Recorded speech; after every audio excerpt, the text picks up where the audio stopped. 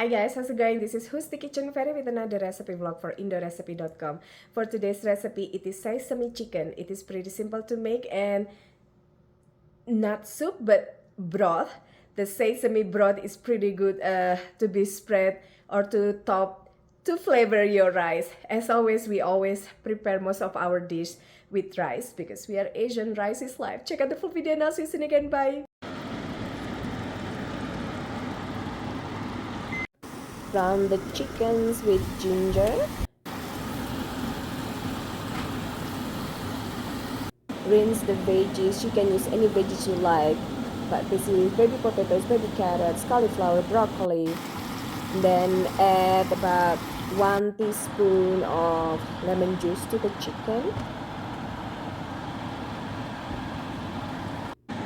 And drain or strain the veggies. And cook chicken covered while stirring occasionally.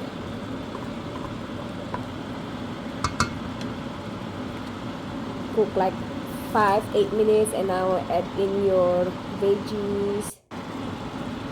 You want to cover it again.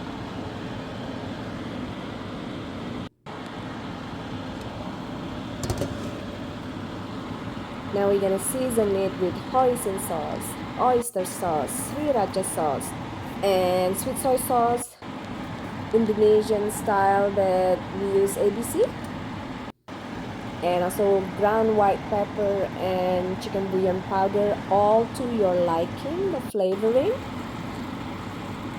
and also sesame oil as well to taste again, and mix it until completely combine. Adjust the flavor to your liking and continue cooking, occasionally stirring, but you want to put on the lid as well.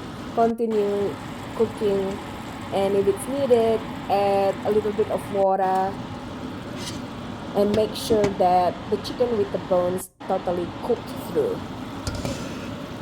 This is so good served with warm rice, and before you serve it, sprinkle with sesame seeds